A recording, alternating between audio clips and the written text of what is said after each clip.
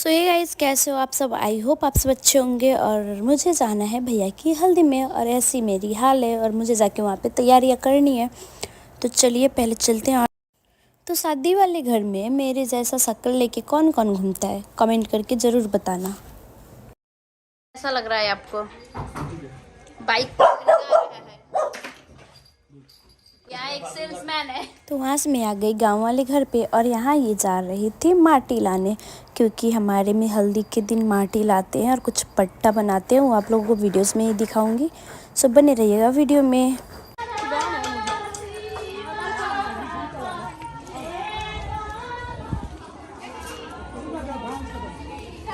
तो यहाँ लड़की वालों के घर से कपड़ा आ चुका था भैया के लिए, जो आज हल्दी के दिन लगाते और वो डायरेक्ट शादी के दिन ही खोलते। और शादी में लगाने वाला कपड़ा भी लड़कियों वालों की तरफ से ही आता है, तो वो भी आया था। तो यहाँ सब लोग शगुन गा रहे थे कपड़े देखने से पहले।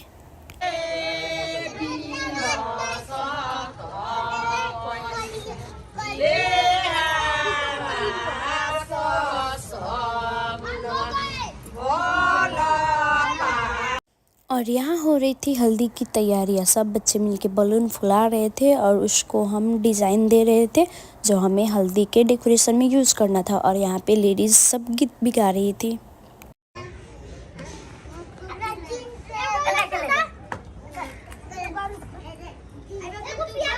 यहाँ पे सबको काम समझा के मैं आ गई थी घर पे रेडी होने के लिए, और मेरी रेडी हो चुकी थी। अब जा रही थी फिर से गाँव में। थकानी होती है, बट हाँ, शादी में मज़ा भी बहुत ज़्यादा ही आता है। तो यहाँ पे मैं बना रही थी बैठ के हल्दी, जो लगेगा दूल्हे राजा को। बट ये हल्दी में क्या क्या इंग्रेडिएंट्स होते हैं, इसमें होता है पहले तो एक होता है बेसन, दूसरा चावल का पेस्ट, तीसरा गुलाब जल, चौथा दूध, और पांचवा रहता है इसमें ऑफ कोर्स हल्दी। कितना भी काम कर लो, बट हाँ, अकेले तो कुछ होता ही नहीं। तो मैंने यहाँ पे लिया था मेरी दीदी का हेल्प, जो मुझे प्लेट खोल के दे रही थी। और ये हल्दी जो मैंने बनाया था उसे हमें इसी प्लेट में रखना था और इसको डेकोरेट करना था।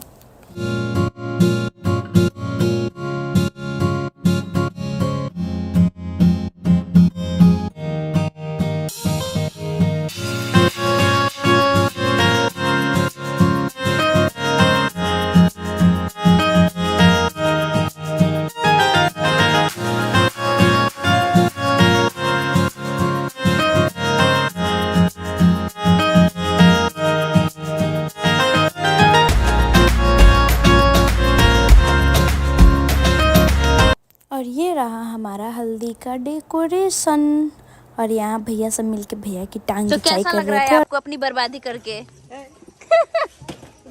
तो यहाँ पे लड़की वाले के घर से आया हुआ जितना भी सामान था वो सब देख रहे थे, और उसमें से अभी जो जो पूजा में लगने वाला था उसे बाहर निकाल रहे थे। और यहाँ हो रही थी पूजा की तैयारियाँ, जो दीदी कर रही थी। जो माटी कोड़ता है वहीं ये पूजा की तैयारियाँ भी करता है। तो वहाँ पे पट्टा बना रही थी, और यहाँ जो थे वो पूजा में आए थे पूजा करने के लिए। वो मर्दानी मिला रहे थे भैया को लगाने के लिए, और यहाँ दीदी पट्टे को टिक रही थी पूजा करने के लिए। और मेन टाइम में ही बिजली चली गई थी, और हमने किया था जनरेटर का बंदोबस्त, जो अभी आया नहीं था। उसको शाम को ही बोला गया था आने के लिए, बट रात हो चुकी थी, वो अभी तक नहीं आया था। सो यहाँ पे सब लोग अपना अपना फ़ोन का इस्तेमाल कर रहे थे लाइट देने के लिए पूजा में। और यहाँ पे भैया के घर से जो कपड़ा आया था भैया वो लगा रहे थे, वो लगा कर ही पूजा पे बैठा जाता है। तो यहाँ पे उन्होंने खुद से लगाया। उसके बाद मर्दानी जो थी वो ये जो आए थे पूजा कराने के लिए वही पहनाते हैं, और ये पहनाने के टाइम उनको चाहिए था पैसे। सो अभी तो कुछ नहीं बोल रहे थे हम। भैया के चरनिया स्माइल।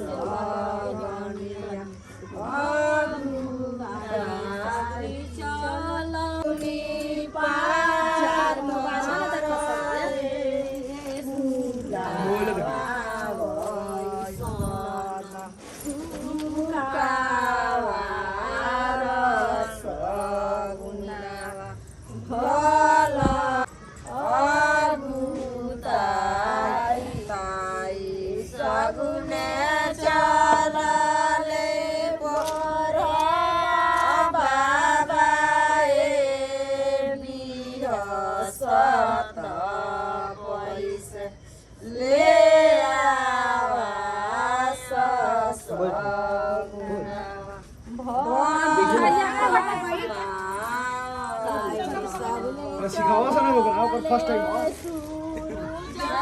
बाबा ए बिहा साता पैसे ले आवा ससुर भला पावल लगनिया लोटवा लेके लोटवा एगो पानी वो दो ऊपर वो दो जाती नए बिहा साता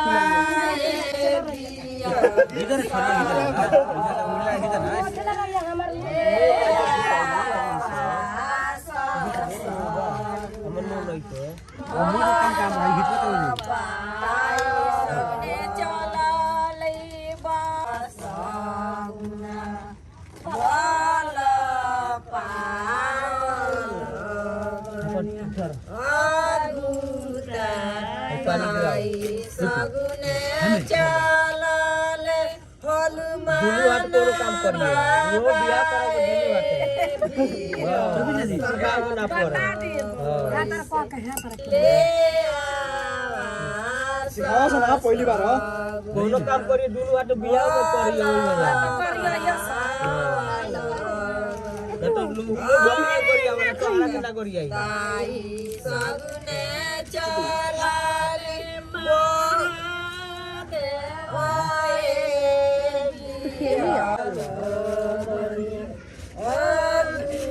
ताई सगुने चलाले बहुत मैया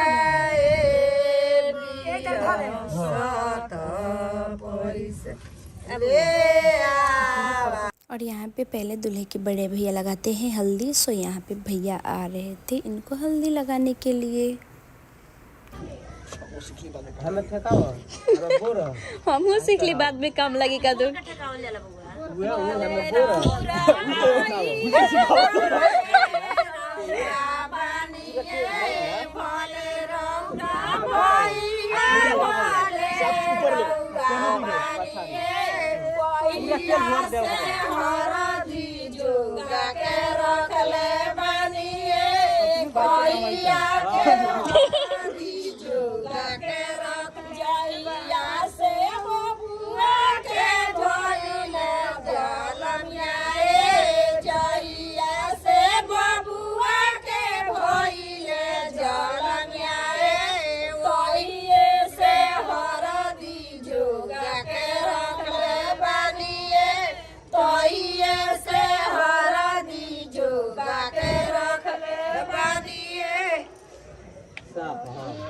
कमल पाँच को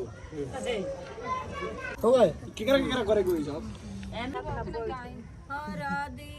बजावा ना चुबाओ के आए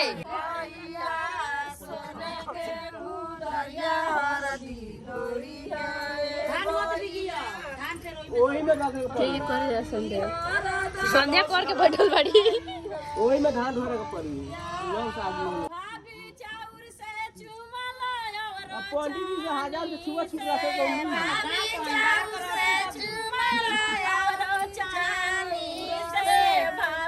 तो यहाँ छोटी भाभी चुमा रही थी भैया को और यहाँ पे सब बैठ के गालियाँ दे रही थी औरतें उन्हें जो पीछे बैठी थी। फिर 2 बार चुमान करना पड़ता है, तो एक बार तो भाभी ने कर दिया था और दूसरी बार के लिए आई थी चुमाने दीदी। उसके बाद दीदी चुमा रही थी भैया को।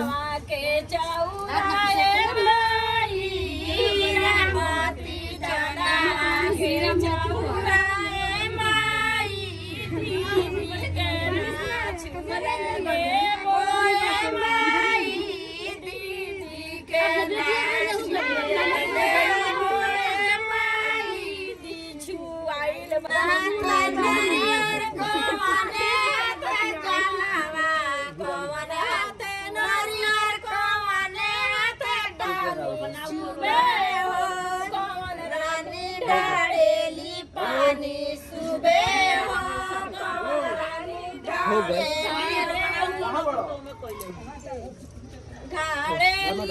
और चुमान होने के बाद फिर से जो भैया के हाथ में धान रखा गया था उसको अच्छे से बिना एक भी दाना नीचे गिराए हुए फिर से उससे रेड कपड़े में बांध रहे थे। और यही कपड़ा जाएगा फिर से दुल्हन के घर पे, क्योंकि इसी से मिलाते हैं धान। जो शादी के टाइम एक रस्म होती है हमारे में धान मिलाने की, इसीलिए उस धान को अच्छे से बांध के रख दिया गया था। देखो काजल से बुलाए के ना चाहिए 3 दिन यही में रहे। तोरा से क्यों तू ना जान तू बुलाइए कभी कभी। तो वैसे तो नहीं खींचे तो गैसिया तेल लगा दो था। आई शंभू भगवान हमारे कागज भेजले पड़ी।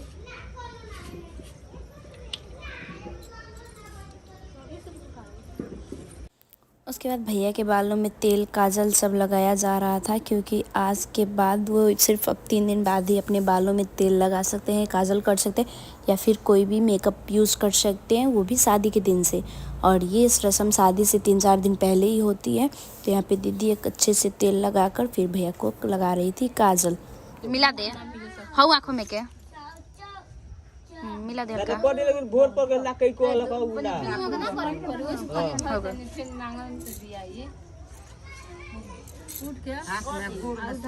चलो चलो उठाओ जा ये गोर लाग लो जा जे सरदार का देवता पहले गोर लगा और जे सरदार का गोर लगा सब पहले देवता तरफ चली ना लगन नीचे जा पहले ये सब गोर लागल बाजी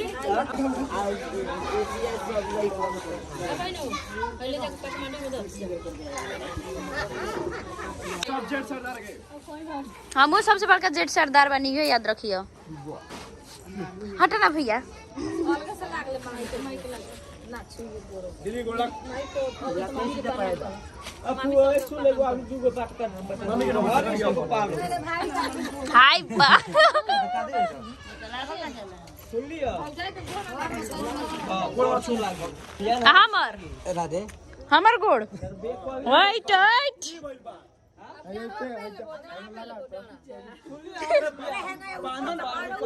ऊपर से डाला मुंह में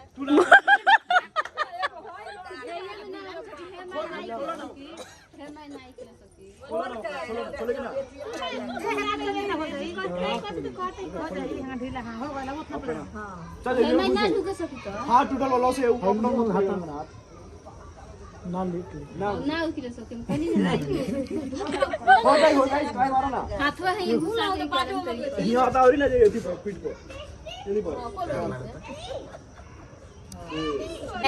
घर की सबसे आलसी औरत। ये मारना लेंगे कुछ कहना चाहती हो? करना चाहती है सुबह सुबह ऐसे टाइट होना कि खुले आगे आगे। तो फाइनली ये था वो डेकोरेशन जो मैंने कंप्लीट किया है दिन भर के मेहनत के बाद। और ये सब बच्चे थे जिन्होंने मेरा हेल्प किया है इस काम में।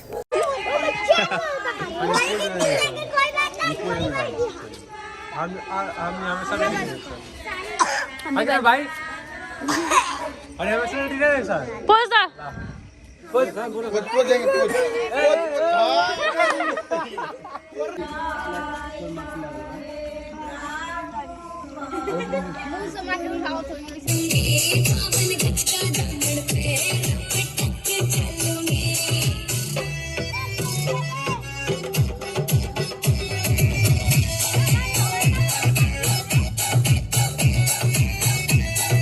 तो बच्चों ने थोड़ा डांस किया, उसके बाद हमारी हल्दी की रस्म शुरू हो गई। और भैया को मैं बता रही थी कि कैसे बैठना है, और फुआ को ये बता रही थी कि हल्दी कहाँ पे लगती है, क्योंकि ये फुआ के लिए मेरी फ़र्स्ट टाइम था और भैया के लिए भी। सोने उतना पता नहीं था ये रस्म के बारे में, क्योंकि ये रस्म मैंने ही ऑर्गेनाइज़ किया था। सो सबको मैं ही बता रही थी कैसे क्या करना है।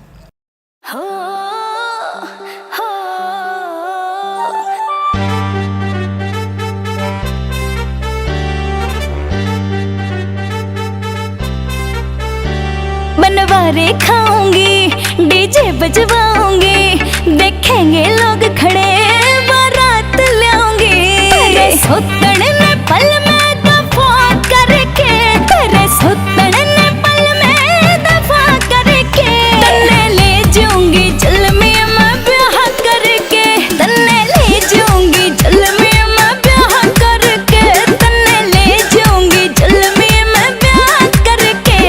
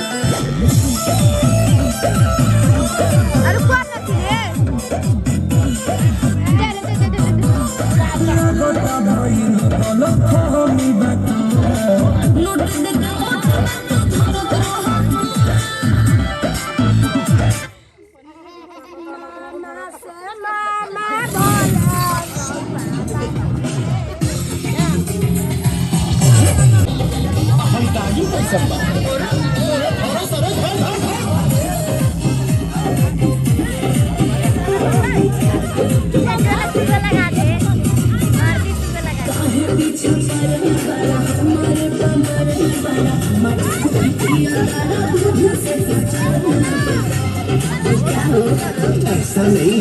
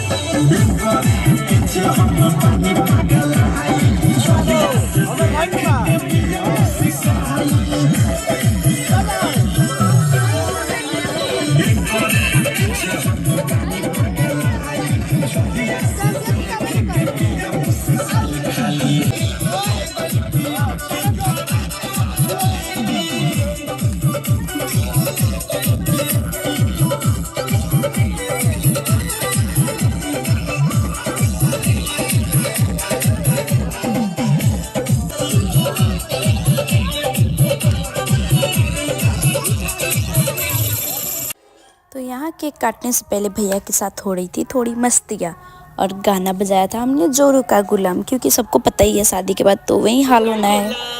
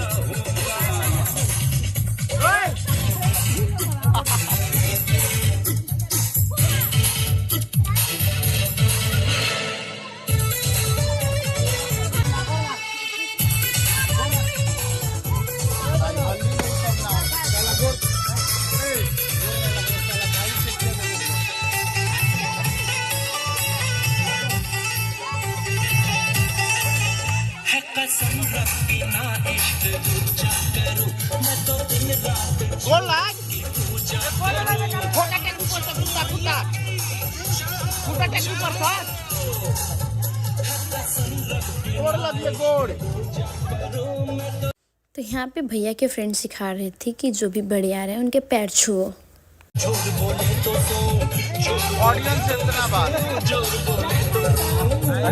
तो हेलो गाइस, देखिए आप सब लोग ऑडियंस हेड पे आ चुका है।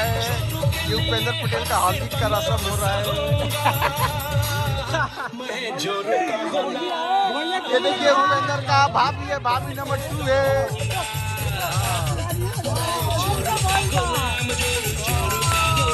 Oh my God!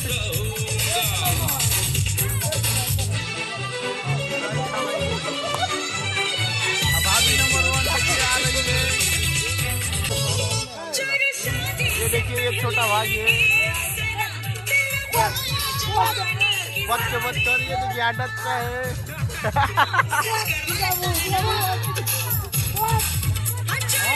Oh my God!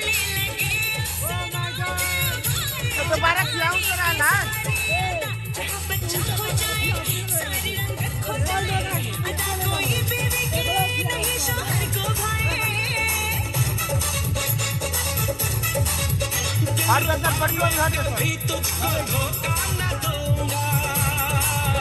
मैं जोरू का गुलाम, अरे बन के रहूंगा,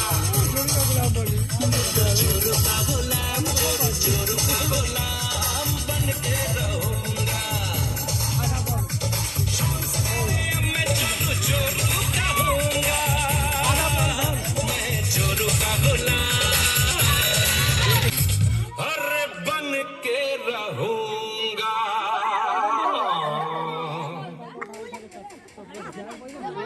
मैं कुड़ी अनजानी हूँ, शहर अनजाना हूँ, कहाँ मैं चली आई हूँ, कहाँ था मुझे जाना हो।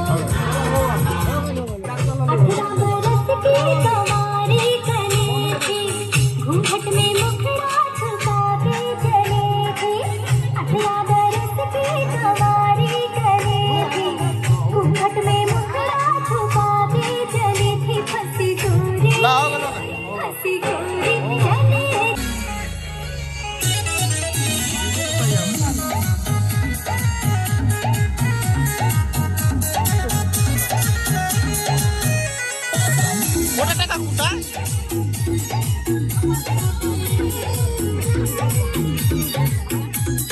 लगता कभी ही दीवाना हो, फोटो के चुमे लो जाना हो, साचो का अरे लगता कभी ही दीवाना हो, फोटो के चुमे लो जाना हो।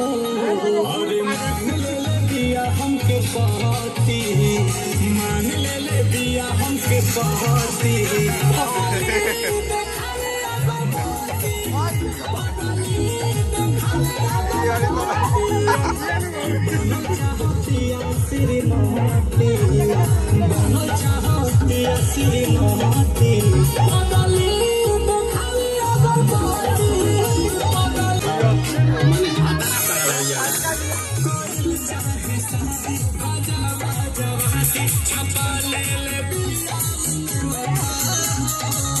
तो हमारी देसी शादी बिना भोजपुरी गाने के कंप्लीट हो जाए ऐसा तो कभी हो ही नहीं सकता। हर शादी में भोजपुरी गाना बजना ही है और हमारे तरफ तो और ज़्यादा ही बजता है भोजपुरी गाना।